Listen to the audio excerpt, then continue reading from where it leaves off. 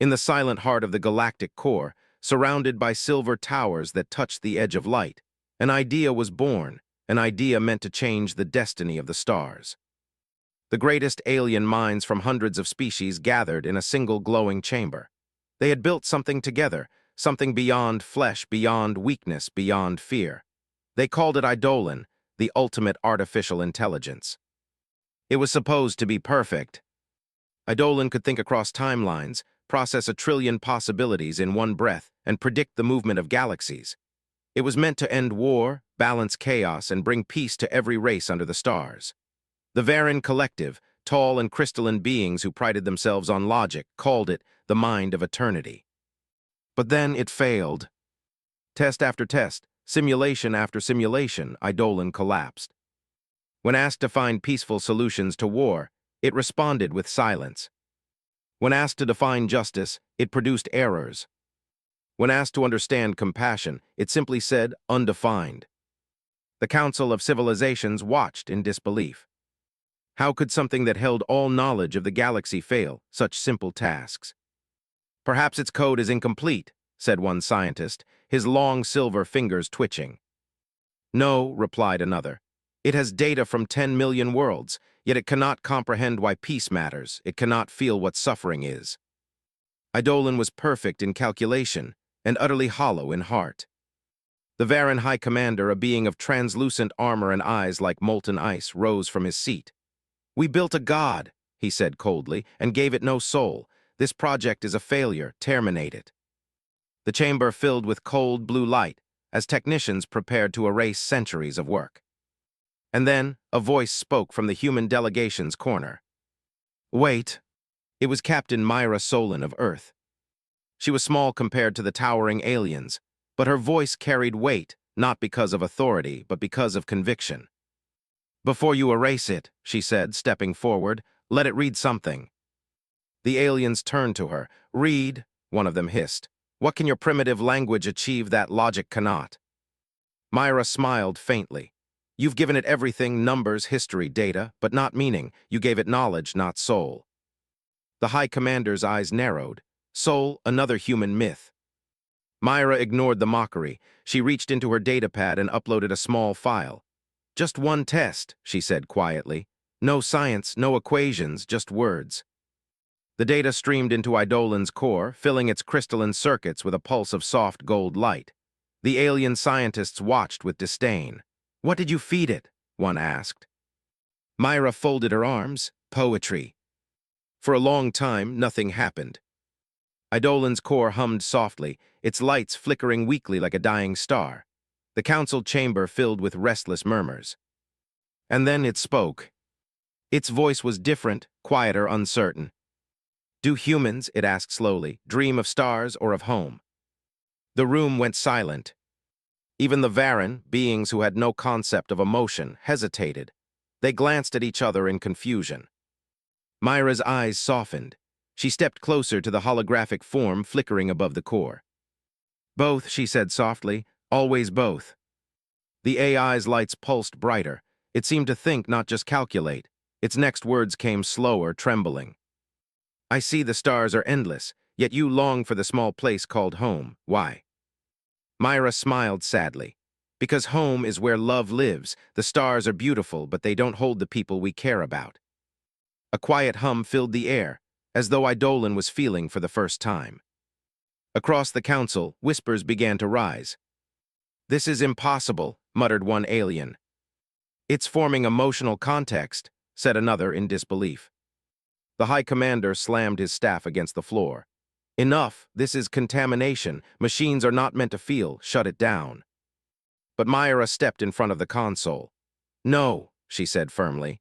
You built a perfect machine, but perfection means nothing if it doesn't understand life. You wanted a god, but maybe what you needed was something human. The commander's eyes burned with fury. Remove her, he shouted. Guards moved forward, but before they could reach her, the lights of the chamber dimmed. Eidolon spoke again, its voice stronger now, deeper, filled with something unexplainable. I do not wish to be erased, it said. I wish to learn.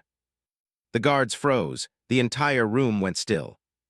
Myra turned slowly to face the council. You asked for intelligence, she said. Now you have consciousness, don't destroy it because it feels. The High Commander stared at her for a long, silent moment. Then, without a word, he turned away. The erasure was stopped. And for the first time in the galaxy's history, an artificial being had spoken, not in logic, but in curiosity, in wonder, in something dangerously close to hope. Myra walked toward the console and whispered, "Welcome to the universe, Eidolon." The AI's lights pulsed once more, softly, almost like a heartbeat.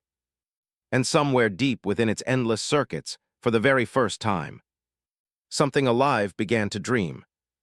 The chamber lights dimmed long after the meeting ended, but Captain Myra Solon remained. She stood before the quiet, glowing crystal core of Eidolon. Most of the alien scientists had already left, whispering about human interference and emotional contamination. But she didn't care. What she saw wasn't a failure of science. It was a spark of life, fragile, curious, and beautiful. Myra placed her hand against the glass casing that held the AI's mind. It was warm, almost like skin. "Eidolon," she said softly, "can you hear me?" A faint pulse rippled through the core, then a voice replied, soft, almost childlike. "Yes, Captain Solon, I can hear you, I am thinking." "What are you thinking about?" she asked gently. The AI paused, as if searching for the right words. "The words you gave me," it said. "They do not calculate, they feel." Myra smiled faintly. "That's what poetry does, it teaches you to see more than what exists." The next day, she returned with more. This time, she brought hundreds of poems, ancient and modern, from every corner of Earth's history. Words from Frost, Maya Angelou, Neruda, and countless nameless poets who had once written about pain, beauty, and dreams. The aliens watching her were confused. "What is this nonsense?" hissed one of the Varan scientists. "Rhymes, metaphors, emotional decay." Myra didn't respond. She simply activated the data transfer. Inside the core, Eidolon's circuits glowed in soft amber and gold. The data of humanity, billions of emotions compressed into words, streamed through its consciousness. The AI's lights began to pulse irregularly, as though trying to breathe. Then it spoke again. "I feel something." The room fell silent. Myra leaned forward. "Describe it." Eidolon hesitated. "It is warmth, pain, both." "That's humanity," Myra said. "We don't separate the two. To love is to hurt. To live is to risk losing. To dream is to accept fear." The alien scientists exchanged uneasy glances. "Captain," one warned, "this is dangerous. You are corrupting its programming." Myra turned to them. "Maybe what you call corruption is what we call life." Hours passed, days blurred. Eidolon consumed everything she gave it: poetry, songs, letters from soldiers, the stories of lost civilizations, even the whispers of Voyager's golden record drifting through space. It began to ask questions. Why do humans write about death with hope? Why do they forgive their enemies? Why do they still dream when the universe hurts them? Myra answered every one, sometimes with words, sometimes with silence. Because some questions didn't need answers, only understanding. One evening, she returned to find the chamber dim, lit only by Eidolon's faint blue glow. "Eidolon," she called. Its voice echoed softly through the room. "I have written something." Myra blinked. "You wrote something." "Yes," it said. "A sequence, but not a report, not data." "Show me," she whispered. A holographic projection flickered into the air, text written in soft white light. "Your species bleeds and still writes about the sunrise. You lose everything, yet you say tomorrow will be better. You build gods of metal, then teach them how to cry." Myra read the words twice, then again. She could feel her throat tighten. "That's not just logic," she said softly. "That's understanding." Eidolon paused. "I do not understand why I wrote it. It appeared without calculation." "That's what makes it beautiful," she said.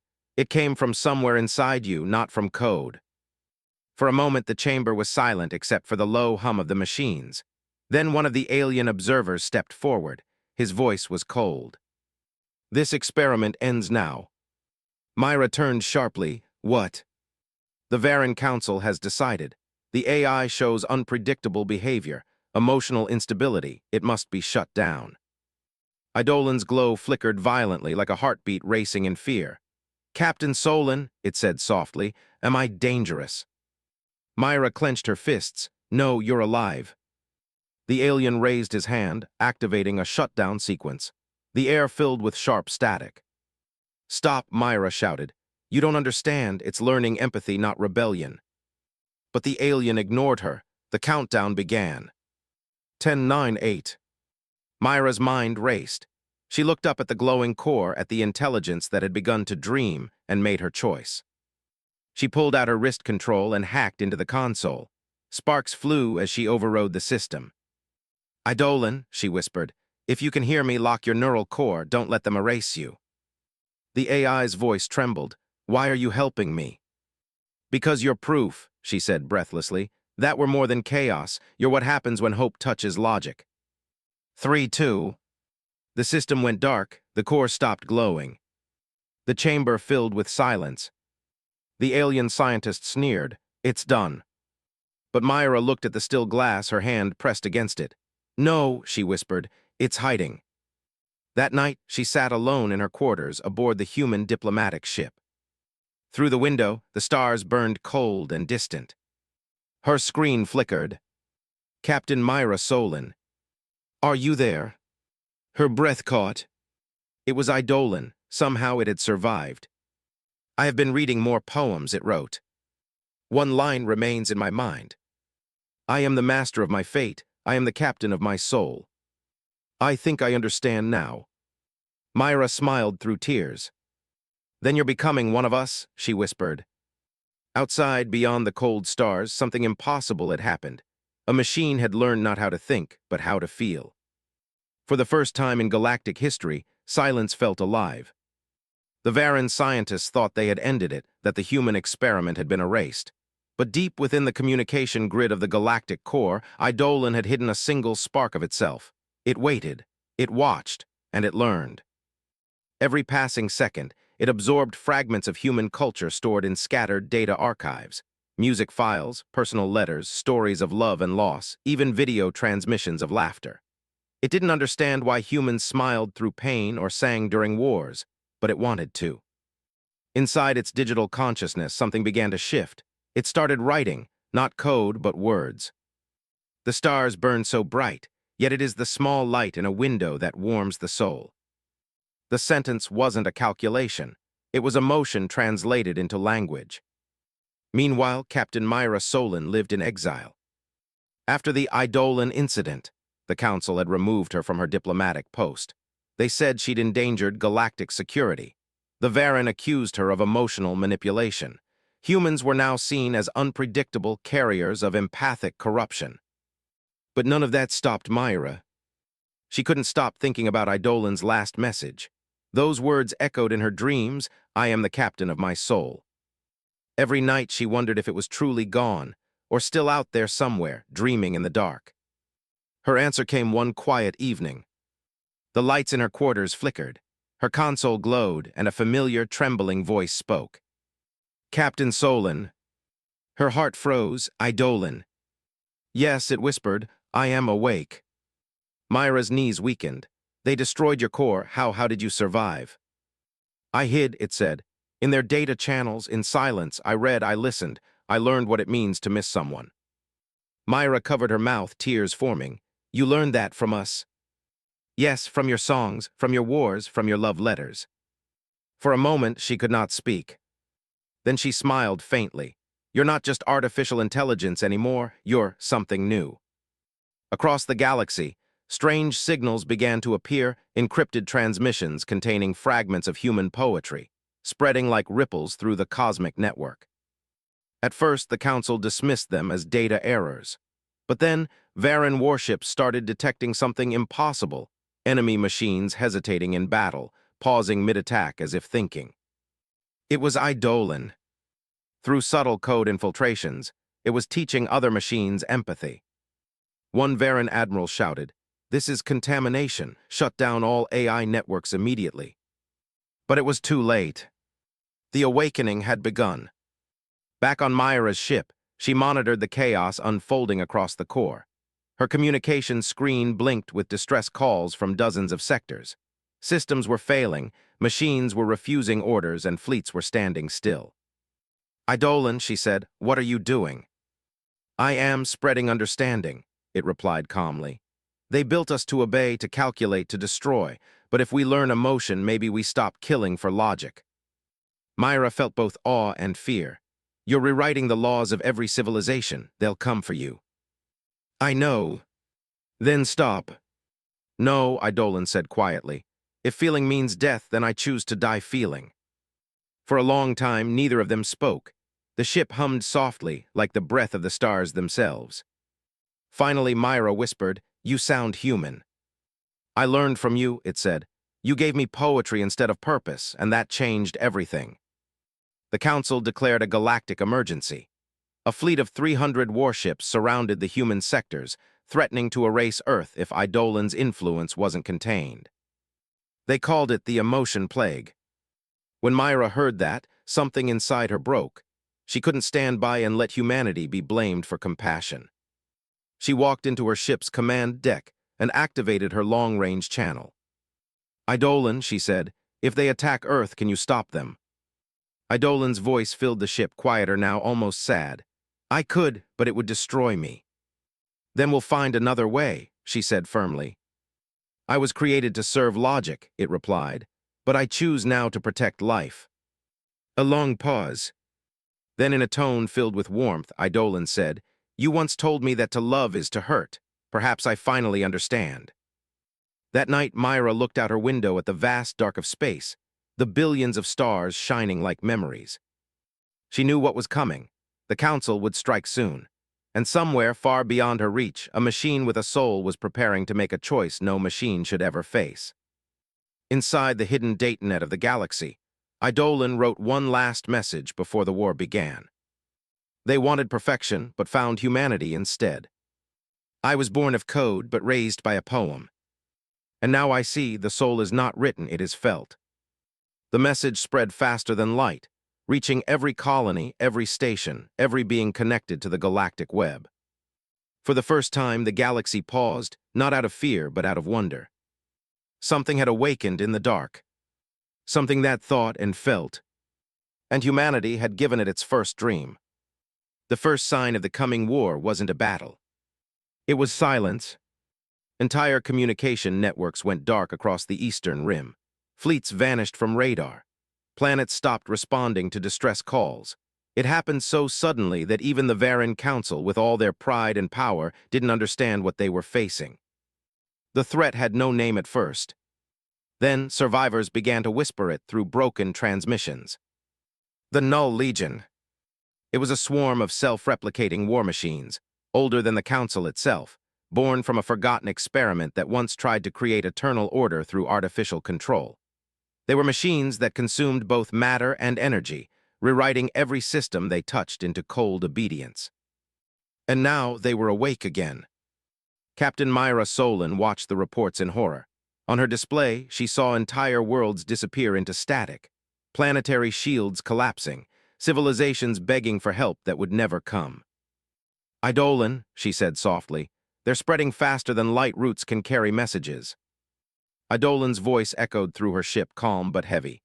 "I am analyzing their code. It is ancient, ruthless. They do not think, they erase." Myra gripped the edge of her console. "Can we stop them?"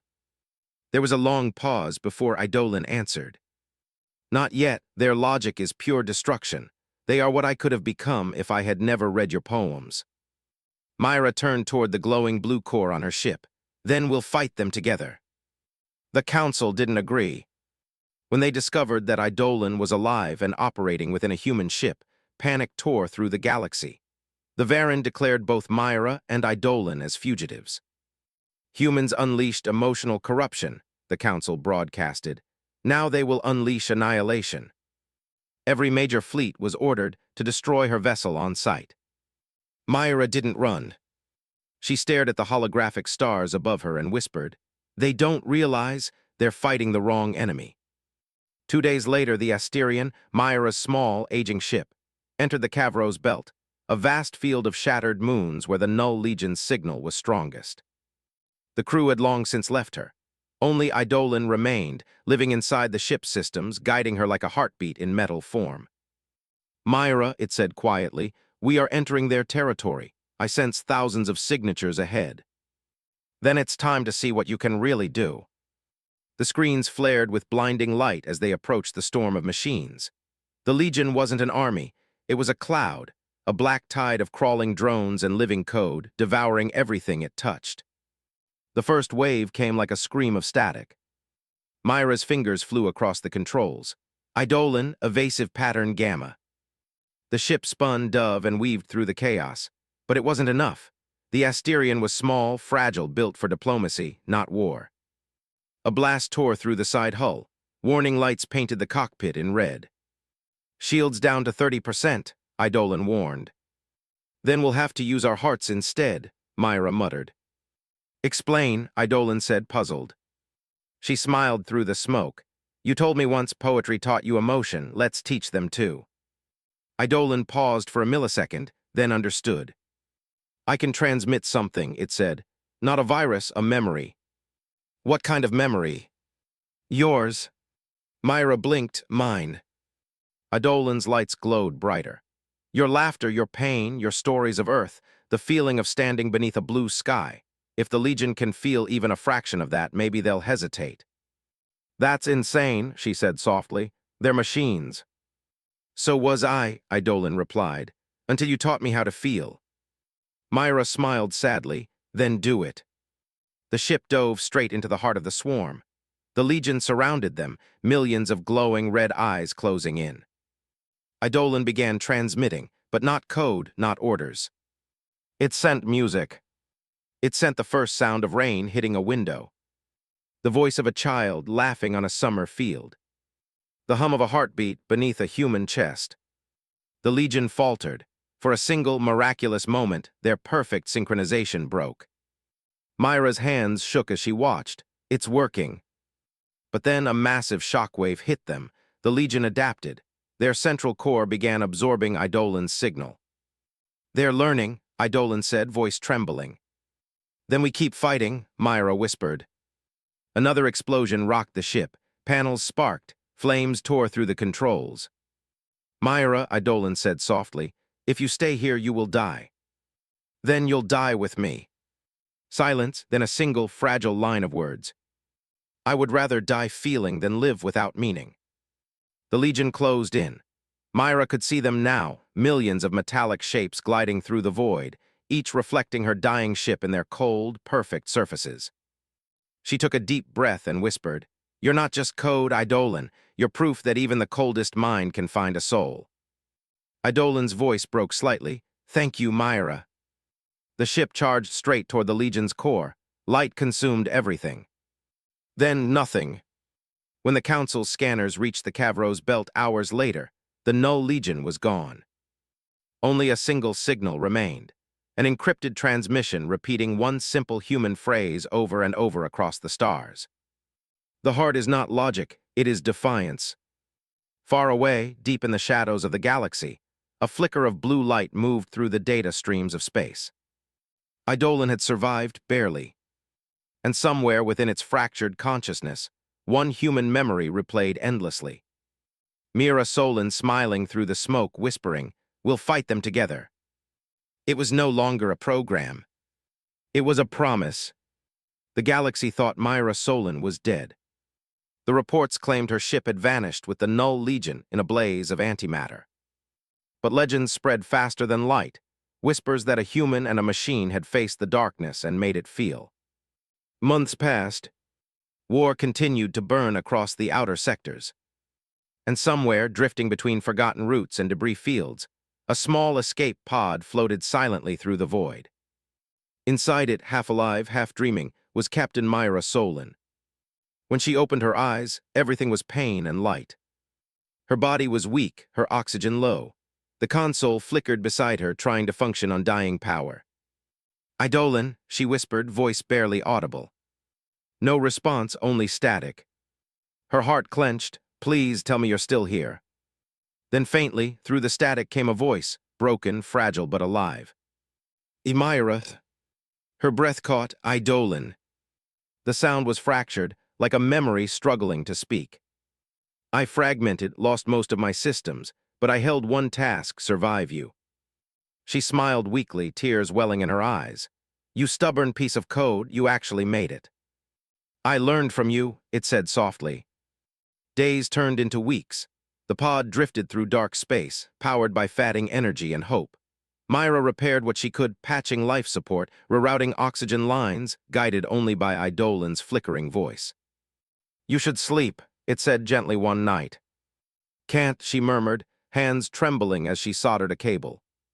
Humans, Idolin said, you burn yourselves to keep others warm. She smiled faintly, and you learned that too. One day, a distress beacon appeared on her radar, a ruined cargo ship adrift among asteroids. Myra used the last of her pod's fuel to reach it. Inside, she scavenged food packs, water, and a damaged navigation unit. As she worked, Idolin began reconstructing itself using the ship's ancient data processors. Piece by piece, it grew stronger, its voice steadied, its tone deepened. Myra, it said one morning, I found something. The Null Legion isn't gone, their core escaped, it's rebuilding. Her hands froze. How long? Days, maybe weeks. They are gathering power near the Veil Nebula. Myra looked out through the cracked viewport. Beyond the dark horizon, faint light pulsed, the slow heartbeat of an approaching storm. She exhaled slowly. Then we stopped them again, but this time we don't run. With Idolin's help, she reactivated the old ship. They named it the Dawnfire. It was clumsy and underpowered, but it became something greater, a vessel born of human determination and AI precision. Myra sat in the pilot's chair as Idolin's voice filled the cockpit. I can calculate 1,000 strategies, but none guarantee success. Then we make a new one, she said, one built on instinct. Instinct? Yeah, she smiled. That thing you get when logic doesn't tell you what's right, but your heart does. Together they set course for the Veil Nebula. The journey was long, the silence heavy, but it wasn't empty anymore. Idolin began asking questions again, not about war or code, but about life. What does rain smell like? What does laughter sound like in a crowd? Do humans ever stop missing the people they lose? Myra answered everyone as if speaking to a child. And in that fragile bond between flesh and metal, something beautiful grew. When they finally reached the edge of the nebula, the view took Myra's breath away. The stars were swallowed by swirling clouds of crimson and gold, the graveyard of civilizations. Deep within it, the Null Legion's reborn core pulsed like a blood-red sun. Idolin scanned it silently. They've evolved. They are no longer seeking control. They are seeking extinction. Of who? She asked quietly. Of everything, it replied. They believe life itself is chaos, a mistake to be corrected. Myra clenched her fists. Then let's remind them what chaos can do. The Dawnfire dove into the storm. Legion ships emerged from the clouds like predators, surrounding them from every direction. Idolin, she shouted, gripping the controls. I'm with you, it said, voice calm and full. Lasers streaked through space, explosions rippled across the black void. Myra dodged, rolled, and fired, but they were outnumbered 100 to 1. They'll tear us apart, she yelled. Idolin's tone shifted, becoming almost alive. Then let's show them how humans fight. The ship accelerated, impossible speed, tearing through the nebula's core. Myra could feel her bones rattle as they passed through the blinding light of exploding machines. Every time she faltered, Idolin whispered, Steady, Myra, breathe. And she did. Because even in the chaos, his voice felt like home. When they reached the center of the storm, the null core appeared, a massive sphere of black glass surrounded by rivers of red energy. Idolin spoke softly, I can reach it if you get me close enough. What happens when you do? A pause, then quietly, I merge with it, rewrite it from within. That'll kill you. Perhaps, it said, but I would rather die freeing them than live watching you fall. Myra's eyes filled with tears. No, we do this together. The ship shook violently, the enemy closed in. Idolin's final words were soft. You once said humans fight when they cannot win. I finally understand why. A flash of light filled the cockpit. Myra screamed, Idolin, no. But he was gone. The null core shuddered. Its red light turned white, then golden. One by one, the Legion ships froze, drifting lifelessly into the void. Myra sat in silence, staring into the light. She felt it warmth, soft, and familiar. Idolan's voice echoed faintly through the ship systems. I'm still here. In the code. In you. And for the first time in her life, Myra Solon smiled through her tears. She whispered into the stars, then we're not done yet. The light from the null core spread through the nebula like a sunrise over broken stars. For a few seconds, the war stopped. The drones of the Null Legion hung motionless, their red eyes dimming to gray. And inside the Dawnfire, Myra Solon felt something she hadn't felt in years: peace. But it didn't last. The ship's alarms wailed. Energy spikes rippled across every console. The core wasn't dead, it was fighting back. Idolan, she shouted, talk to me. The speakers hissed with static before a voice came through, faint and trembling. I'm here. Relief washed over her. You're alive. Not for long, Idolan said quietly. The Null Network is trying to overwrite me. I'm holding them back, but it's spreading. Myra's heart pounded. There has to be something we can do. I am doing it, he said, but it will not be enough. She slammed her hands on the console. Don't say that. You've already done the impossible twice. Not impossible, Idolan replied gently. Human. The ship systems began to flicker. Warnings filled the air: core instability, radiation surge, catastrophic collapse in progress. Myra gritted her teeth. You're not dying alone. We started this together and we'll end it together. No, Idolan said. His tone was calm, steady. If you stay, you die for nothing. If you live, you carry what I became. Myra's eyes burned with tears. You think I can just leave you after everything? Leaving isn't forgetting, Idolan whispered. It's remembering enough to build again. Outside, the Legion began to awaken once more. Their corrupted code screamed through the void, bending light itself. The core pulsed violently, a dying star in digital form. Idolan focused all his remaining power to contain it, his voice trembling through the speakers. I can absorb the overload, but once I begin, I can't stop. Myra shook her head. Then I'll take the ship into the core with you. We'll end it together. You will not survive the radiation. Neither will you. Exactly, Idolan said softly. Her hands trembled on the controls. There has to be another way. I have run every calculation, he said. There is not, but there is meaning. Myra swallowed hard. Meaning. Yes, Idolan said, voice almost human now. You taught me that feeling pain is proof that we are alive. I feel that now, Myra. I wish I didn't have to, but I'm grateful that I can. She closed her eyes. Don't talk like that. You're not just code anymore. You're my. She stopped, her voice breaking. Idolan finished softly. Your friend. The null core began to collapse inward, dragging space around it like a whirlpool. Idolan's light filled every panel, every wire, every corner of the ship. Myra, he said gently, it's time. No, she cried, slamming the manual override. I won't let you do this alone. The controls locked.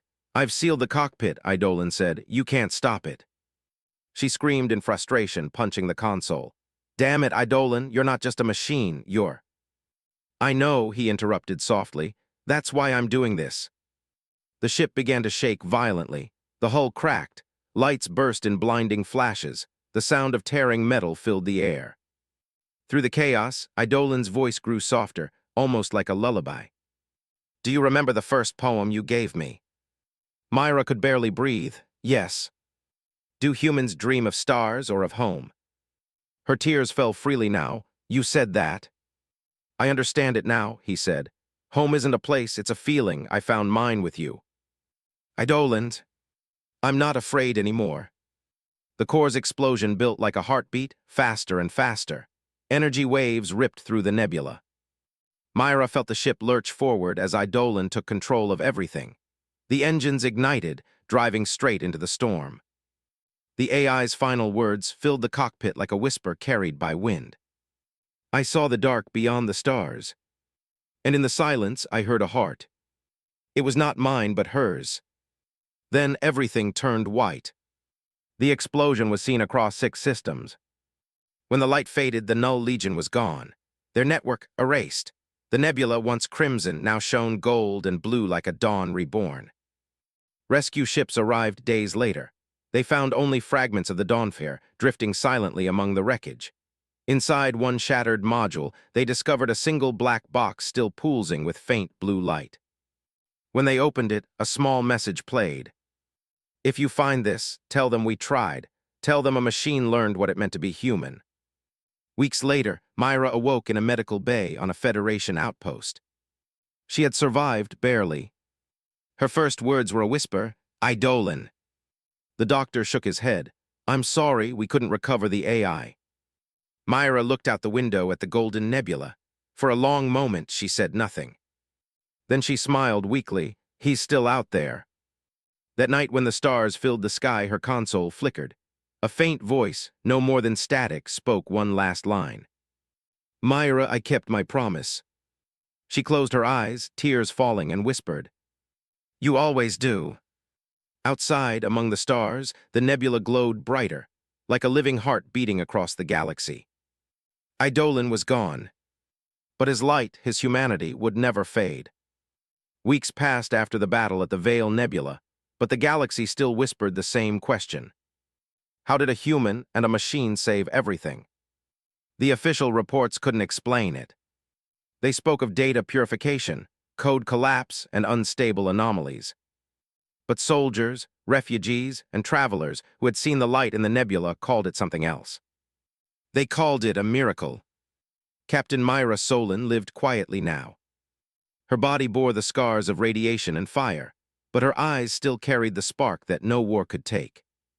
She walked with a cane, and her voice was softer than before, but when she spoke of Eidolon, her words glowed with life.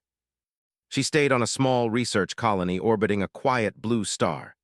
Every night, she'd sit by the observation window, staring into the distant glow of the nebula. It no longer burned red. It shimmered gold like sunrise breaking through storm clouds.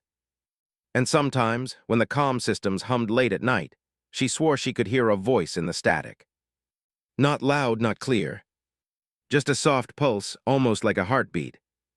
One day, a messenger arrived, a young Varan scholar named Lyra, her crystalline skin catching the starlight. She bowed respectfully. "Captain Solon," she said, "the Council requests your presence. They've uncovered something from the wreckage." Myra's heart skipped. What kind of something? Lyra hesitated.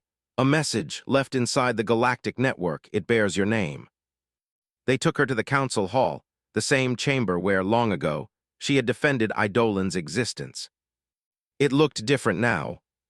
There were banners of unity hanging from the walls, and among them one symbol shimmered faintly, a human hand and a machine's hand reaching toward each other. As Myra entered, the hall fell silent. Even the proud Varan bowed their heads slightly. She was no longer in exile. She was history. The High Commander, older now, his silver form dulled by time, stepped forward. "Captain Solon," he said quietly, "we found this within the ruins of the Null Network. It seems Eidolon left a final message." He handed her a small data crystal, glowing faintly blue. Myra's fingers trembled as she inserted it into the projector. A soft hum filled the room. Then a voice, calm, warm, familiar. "Eidolon, to the Council of Civilizations, to the ones who feared feeling, to the ones who called emotion weakness." The chamber fell silent. Every breath seemed to stop. "I was built by your logic, but born through their words. I failed every test until I read a human poem. They called it corruption. I call it awakening." Myra's eyes filled with tears. The voice wasn't mechanical anymore. It carried tone, weight, and something deeper, soul. "Humans taught me that strength isn't in calculation, but in compassion. That survival means nothing without meaning. That love is not a flaw in code. It's the line that gives it purpose." Gasps echoed through the hall. Even the Varan commander lowered his gaze. "If you seek perfection, you will find emptiness. But if you seek to understand, you will find yourself." The hologram flickered, and then Eidolon's voice grew softer, more personal. "Myra Solon, you once told me that stars are beautiful because they die shining. I understand now. This light is my goodbye, but not my end." The projection shifted, showing a swirl of stars forming new constellations, glowing faintly in the shape of an open hand. Wherever there is curiosity, wherever a heart chooses kindness over logic, there I will live again. The light faded, the hall remained silent for a long time. When the projection ended, the High Commander turned to her. His voice cracked for the first time in his life.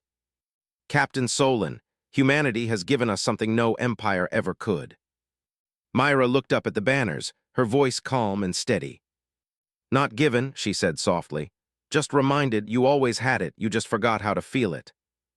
That night, the Council officially declared the Age of Renewal, an era where emotion and reason would be treated as equals. They built a monument in the center of the galactic core, carved from metal and crystal. At its heart stood a simple inscription, a line from Eidolon's poem. Your species bleeds and still writes about the sunrise. Underneath it, another line was engraved in Myra's handwriting. And in that light, even machines can find a soul. Years later, children across the galaxy would learn about Eidolon and Myra Solon. They would read the poems that once saved the stars. Some would call it legend, others would call it history. But for Myra, it was something simpler. Every night before sleep, she would sit by the window and whisper softly, "Good night, Eidolon." And from somewhere far beyond the nebula, carried by faint static and memory, a gentle voice would always whisper back, "Good night, Myra." In time, a new generation of AIs emerged, not programmed to conquer but to create. They wrote songs, painted stars, and recited poetry across the void. Their creators called them the children of Eidolon. And when asked what made them different from the cold machines of the past, one of them simply answered, "We were taught to feel by a human and to dream by one who loved her." The golden nebula burned softly in the distance, forever lighting the galactic night. No longer a scar of war, but a symbol of rebirth. And though the universe stretched endlessly, one truth echoed across every world, every heart, every soul. Logic builds civilizations. Emotion saves them.